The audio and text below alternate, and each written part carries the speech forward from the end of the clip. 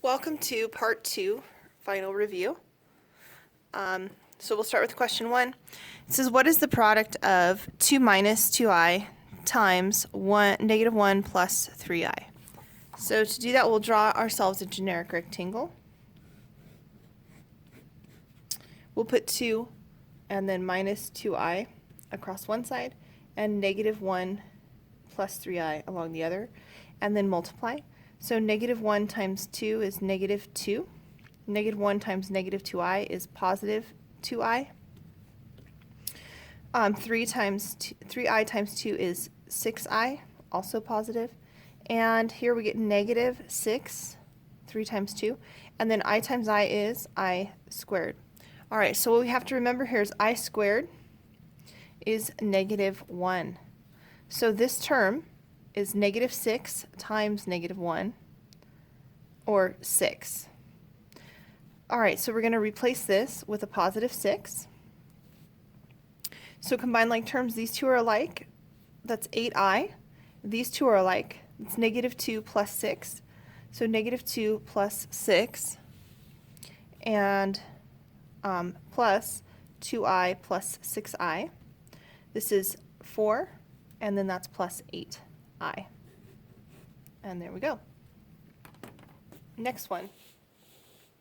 Consider the equation x squared minus 12x equals 13. Part A.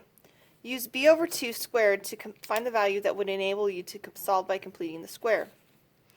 Alright, so in this case, we have x squared minus 12x equals 13. Here's our b term.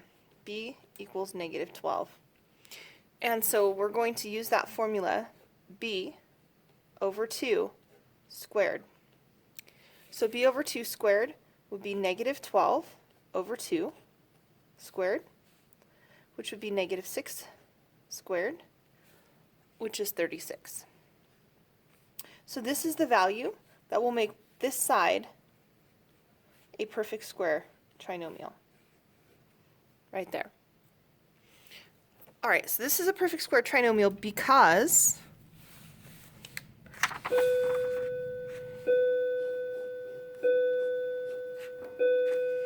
Alright, it's a perfect square trinomial because we know we need something that multiplies to x squared and adds to negative 12x. So negative 12x would be negative 6x, and negative 6x, this would have to be x and x, negative 6 and negative 6.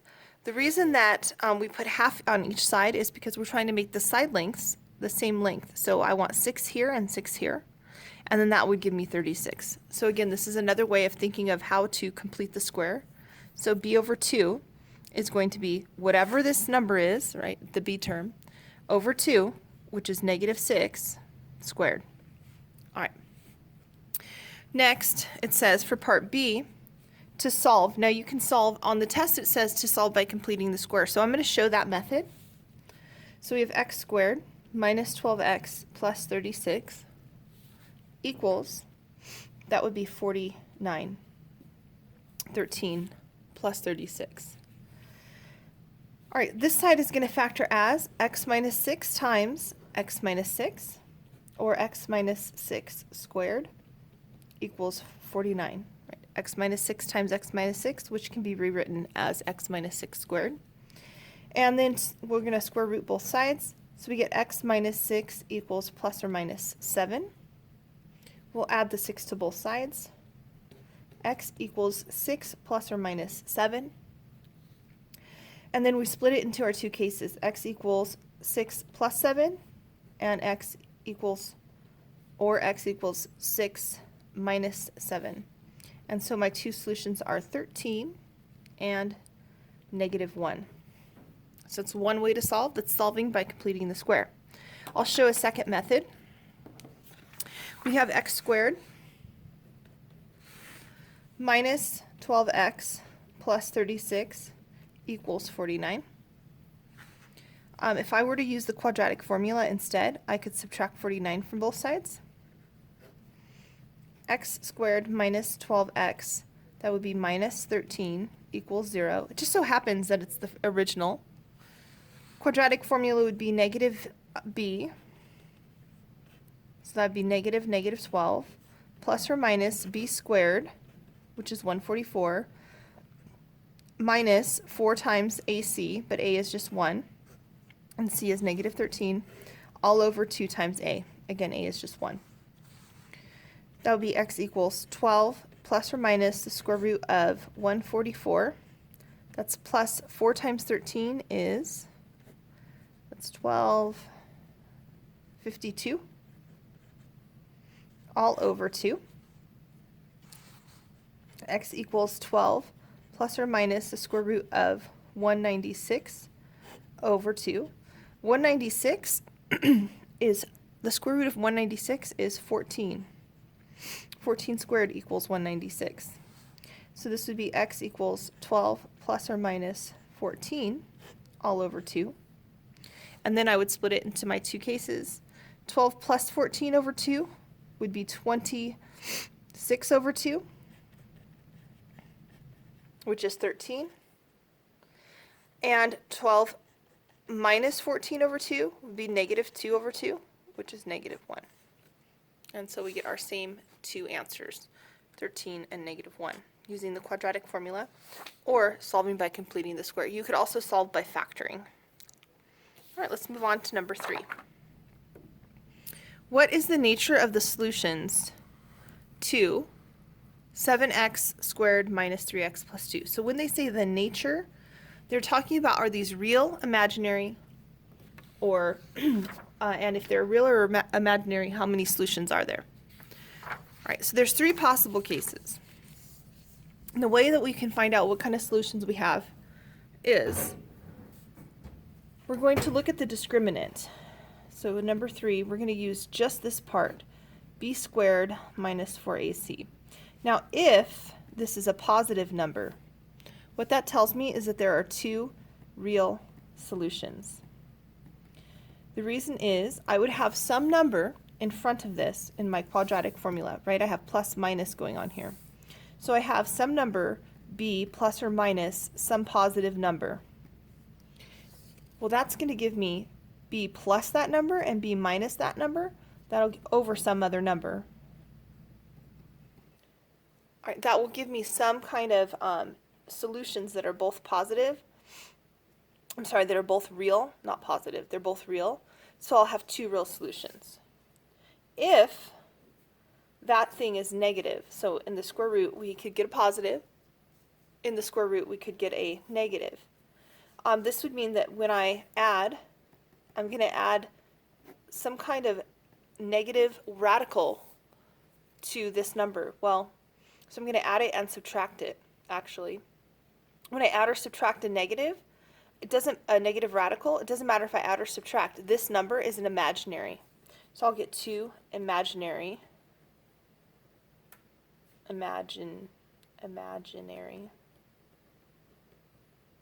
solutions. Okay, so again, if I get a negative under the radical, I'm going to get 2 imaginary solutions because I'll add and subtract imaginary numbers. And then the final case would be if this were 0. So if I have some number and I add and subtract the square root of 0, well, the square root of 0 is just 0. So this would be b plus or minus 0 over 2a. Well, b plus 0 is the same as b minus 0. So this is only one solution, but it will be a real solution. So one real solution. All right, so every time you see when it talks about the nature, you're going to use this thing called the discriminant. You're going to see if you get a positive number, a negative number, or 0. And that will tell you if you have 2 real, 2 imaginary, or 1 real solution. All right, so let's look at our problem. It says 7x squared, so 7x squared minus 3x plus 2. So we're going to plug in b and a and c into the discriminant. So we get square root b squared, which is 9, minus 4 times ac. Well, ac is 2 times 7, which is 14. And 4 times 14 is 56. 9 minus 56 is 47, and it's negative. So the square root of a negative number is going to be 2 imaginary solutions. So we have 2 imaginary solutions. And there's our final answer. That is the nature of the solutions. All right, next, number 4. What are the solutions to 2x squared minus 7 equals 0? All right, so solving a quadratic, 2x squared minus 7 equals 0. We get to decide if we're going to solve by using the quadratic formula, factoring, or taking square roots. So factoring, it doesn't look like this is going to factor. Quadratic formula would work. A is 2. B is the missing term. Remember, it's ax squared plus bx plus c. There is no x term. Right? There is no x term. There is a squared term. This is my quadratic term. There is a constant term, no variable. But there is no x term. This is called the linear term. So b is 0 and c would be negative 7. So you can use the quadratic formula, or since our b term, our linear term, is missing, it would probably be faster to solve by square rooting. So I'm going to solve by square rooting. It's 2x squared equals 7. So when I solve by square rooting, I move my constant over. I'm trying to isolate x squared. So I'm going to go ahead and divide by 2. I get x squared equals 7 over 2. And then I can square root both sides.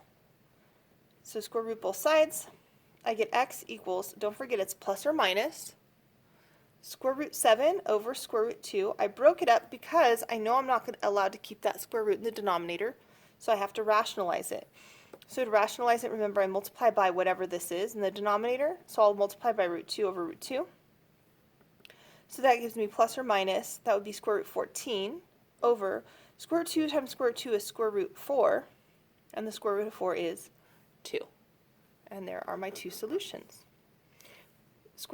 Positive square root 14 over 2 and negative square root 14 over 2. All right, next, number 5.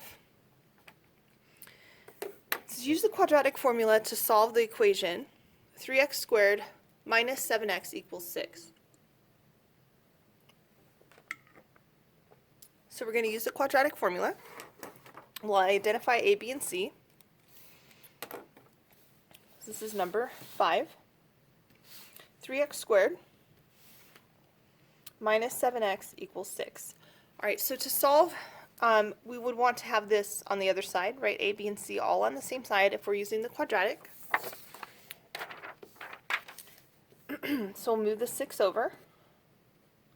We get 3x squared minus 7x minus 6 equals 0. And if you see that it factors, you could also factor it. If you don't see it factors, then go ahead and use the quadratic formula. So there's a, b, and c. A is 3, b is negative 7, and c is negative 6. So we have x equals negative b, that becomes positive 7, plus or minus b squared, and then minus 4ac. So minus 4 times ac would be 18, and that would be negative 18, all over 2a. So that's x equals 7 plus or minus the square root of 49 plus 18 times 4. And 18 times 4 is, it's 32, 4, 7, 72, all over 6. All right, 49 plus 72, so I'm going to add 49 and 72. That's 121. So x equals 7 plus or minus the square root of 121 over 6. Now you have to have your perfect squares memorized. I know that 10 squared equals 100. 11 squared equals 121. 12 squared equals 144. 13 squared equals 169. 14 squared equals 196. If you know these, your life will be easier. So it's right here, 11 squared is the square root of 121, so that's going to be 11. X equals 7 plus or minus 11 over 6. And here's where we split it into our two cases. So we have 7 plus 11 over 6, or x equals 7 minus 11 over 6. 7 plus 11 is 18 over 6, which is 3. And x equals 7 minus 11. 7 minus 11 is negative 4. And negative 4 over 6, we can reduce that to negative 2/3. All right, well, but here's the thing. I saw this one was actually factorable. So I'm going to go back to right here, and I'm going to show the factor method. So I see something that I want to multiply to a times c. So what will multiply to a times c, which is 3 times negative 6, negative 18, but add to b, which is negative 7. So I see two numbers that do that. Two numbers that multiply to negative 18, but add to negative 7 would be negative 9 and 2. And negative 9 plus 2 is negative 7. So we could have factored by grouping. So I'm going to show that method as well. We have 3x squared minus 7x minus 6 equals 0. Here's my two numbers that I'm going to rewrite my middle term as. So 3x squared minus 9x plus 2x minus 6 equals 0. Split it in half and take out the GCF. The GCF here would be 3x. And then to get 3x squared back, I'd need an x term right here. To get negative 9x, I'd need a negative 3. And then right here, the GCF would be 2, so I'll bring down the plus sign. And to get this term back, I would need an x term, and to get a negative 6, I'd need a minus 3. I notice these match, so I've done it correctly. Take out the GCF again, that's x minus 3, and group these two, 3x plus 2 equals 0, and then set each one equal to 0. This one gives me x minus 3 equals 0. This one gives me 3x plus 2 equals 0. This would give me x equals 3, which is what I got right here. And this one gives me 3x, I'll subtract 2. I get negative 2, divide by 3, and I get x equals negative 2/3, which was my other solution right there. So either way, you could have solved by factoring or solved by taking square roots. All right, next one. Factor completely. Number 6, 9x squared minus 25. So there's a couple ways to look at this. You can try to factor this using something that will multiply to a times c but add to b, which in this case a would be 9, b would be 0, and c would be negative 25. That would be kind of difficult because you're looking for something that multiplies to 9 times negative 25 but adds to 0. So instead, you need to recognize that this is a special case. It is called a difference of perfect squares. So this number, 9x squared, 9 and x squared are both perfect squares. And this number, 25, that's a perfect square. And in between we have subtraction. All right, so number 6, again, it says factor 9x squared minus 25. All right, that is a perfect square. That is a perfect square. And since we have subtraction, we call that a difference. So this is called a difference of perfect squares. So differences of perfect squares, like a squared minus b squared, they always factor the same way. A plus b, a minus b. We'll see why that's true. I'll just show you off to the side. If I have a plus b and then a minus b, and I multiply these together, I'm going to get a squared. That would be ab. That would be ab, but it would be a negative. and that would be negative b squared. These two terms are going to cancel out, and I'll be left with a squared minus b squared, which is what I started with. So now we just need to look at this and see what is a and what is b. So the square root of a here, of a squared, is a. So the square root of this, a equals the square root of 9x squared, which is 3x. And b equals the square root of 25, which is 5. Now that I know a and b, it's going to be a plus b times a minus b, which in this case is 3x plus 5 times 3x minus 5. All right, we could check this. We're going to multiply. That's 9x squared. That'd be minus 15x, and then plus 15x minus 25. These two will cancel, so we would get 9x squared minus 25. Check. All right, so we factored it right.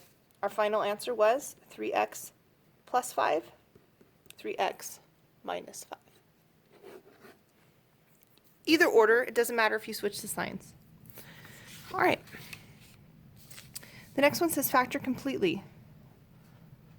4m squared minus 8m minus 12. So when we're factoring, something you should always look for is a GCF. Like here, I could tell there was no GCF. Nothing goes into both 9 and 25. But I can see that there is a GCF here. 4 will go into each of these terms. So I'm going to take out a common factor of 4 first. So I have, for number 7, 4m squared minus 8m minus 12.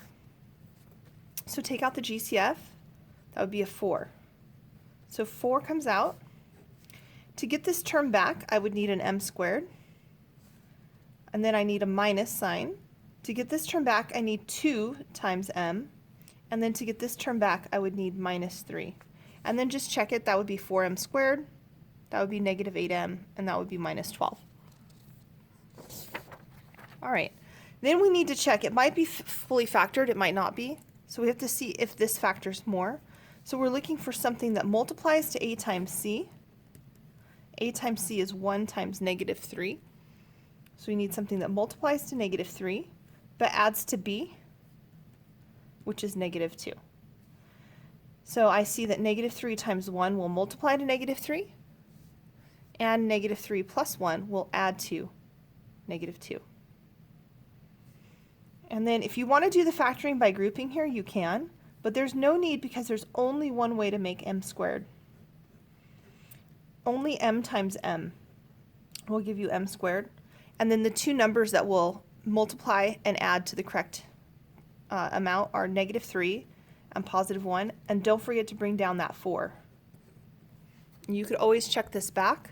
Multiply these two back together, you're going to get m squared minus 3m plus 1m, and then minus 3, and those two will combine. You get m squared minus 2m minus 3, and you have a 4 on the outside. When you multiply that 4 through, you're going to get 4m squared minus 8m minus 12, which is what you started with.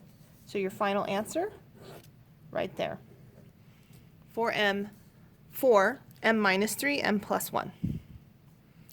All right, let's look at number 8.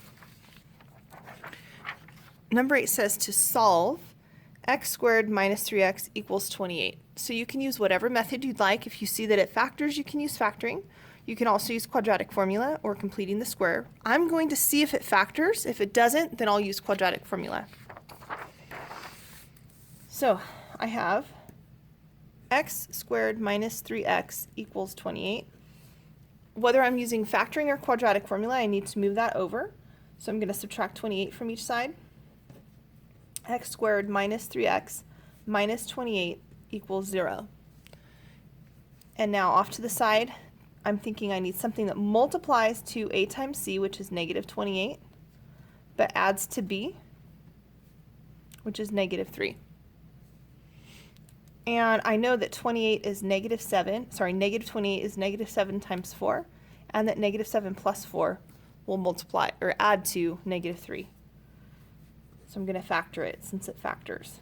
The only way to make x squared would be x times x, and the two numbers that will multiply to my a times c but add to b would be negative 7 and positive 4. And now when I'm solving, I go one more step, which is set each of these equal to 0. And then add the 7 over. We're going to get x equals 7. Subtract the 4 over, we'll get x equals negative 4. And there's our two solutions. Again, you could use the quadratic formula. If you use the quadratic formula, though, you have this huge number 28. So your math gets a little bit longer. So always check to see if it factors first. If it does, use factoring. All right, the next one, number 9. It says the equation shown is a quadratic. What are the roots? So the roots just mean the solutions. So the solutions to this quadratic. So again, you can use quadratic formula, factoring. I don't see anything that will multiply to negative 20, right? It has to multiply to negative 1 times 20, which is negative 20, but add to negative 4. So in this case, since I don't see that it factors, I'm going to use the quadratic formula to find the roots. All right, number 9. It says 0 equals negative x squared minus 4x plus 20. Quadratic formula, I don't like to have my a term be a negative. So what I'm going to do is I'm going to divide both sides by negative 1, just so that that'll be a positive. Now you don't have to, so that the a term is positive. You don't have to do that, but then you end up with a negative in the denominator, and I don't really want a negative in my denominator. So I'm going to divide everything by negative 1. So 0 equals, my sign changes, so I get positive x squared. That sign changes and becomes positive 4x, and that sign changes and becomes negative 20. Now I'll use the quadratic. A equals 1, b equals 4, and c equals negative 20. So x equals negative b plus or minus the square root of b squared minus 4 times a times c. Well, a is 1, and the negative 4 times negative 20 is positive 80. So that's going to be plus 80 all over 2a, but a is just 1.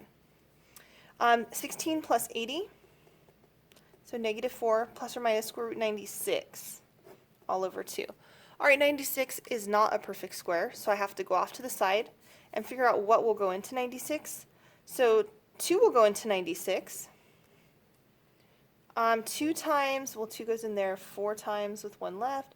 2 times 48 is 96. I still don't see a perfect square, so I'll bring the 2 down. 48 is 2 times 24. I'm going to keep factoring. So 2 times 24. 24 is 6 times 4. I'll bring the 2's down so I don't forget about them. That would be 2 times 3, and that is 2 times 2. Bring down this 2, and bring down this 2. All right, anything that pairs up, let's see, I've got 1, 2, 3, 4 2's. Well, 4 2's, 1, 2, 3, 4 of them, this would be 16, and then this would be a 6. These will not pair up, so what I have is 16 times 6 will give me 96. So I'm going to rewrite this as negative 4 plus or minus the square root of, this is 16 times 6, all over 2. And the square root of 16 is 4. So x equals negative 4 plus or minus 4 root 6 all over 2. They all have a 2 in common, so I can divide that by 2, divide that by 2, divide that by 2. And I'm going to get x equals negative, don't forget it was negative, 2 plus or minus 2 root 6 all over 1, but we don't need to write the over 1. And there's our final answer. So you can see whenever you get a number like this, it was not factorable. All right, next. It says use the discriminant. Remember the discriminant is the negative b over 2a to determine the number and nature of the solutions of x squared minus 5x plus 3. All right, so we're going to use the discriminant again. So we have x squared, this is number 10, minus 5x plus 3. So a is 1, b is negative 5, and c is 3. And we're using b squared minus 4ac. Remember, this is going to be the thing that's under the radical. And so there's 3 cases. We're going to get a positive. This will give us 2 real. Or we could get square root of a negative. This would be 2 imaginary. Or we could get 0, and this will give me 1 real. Remember, you have to know this, all 3 cases. So we're going to plug in b squared, that'd be 25, minus 4ac. 4 times 3 would be 12. So 25 minus 12 is 13. 13 is a positive number, so we have 2 real solutions. Done. All right, number 11. This is to solve 5x squared plus 4 equals 129. I notice again, there's no b term. That's a constant. This is also a constant. What I can do then is solve by square rooting. So that's what I'm going to do. So solve by square rooting. Number 11, 5x squared plus 4 equals 129. So again, to solve by square rooting, I would want to get x squared by itself, so I'm going to move the 4 over. 5x squared equals 125. Divide by 5. X squared equals, 5 goes into 125, goes into 125 25 times. And now that x squared is by itself, we're going to square root both sides. X equals plus or minus 5. Do not forget your 2 solutions. Plus or minus. All right, number 12. It says graph the system and identify the solutions. So first I'm going to show how to find the solutions without graphing. It's not what it says to do, but I'm just going to remind you how to do that. So our system is y equals negative 3x squared minus 4 and 3x minus y equals 4. So one way we could find the solutions is we could go ahead and substitute this into that y and then see where they're equal. So 3x minus y equals 4, and we're going to substitute this y in, which is negative 3x squared minus 4. We have quite a bit of algebra to do here, so you don't have to do this part, but I'm just showing how to verify a solution. Multiply through 3x, that'd be plus 3x squared plus 4 equals 4. All right, to solve this, we would move the 4 over. So we get 3x squared. I'm going to rearrange this, put the squared term in front, plus 3x, right, put this second, and then these actually cancel out and give me 0. And now I can either solve by quadratic formula, factoring, not square rooting though because my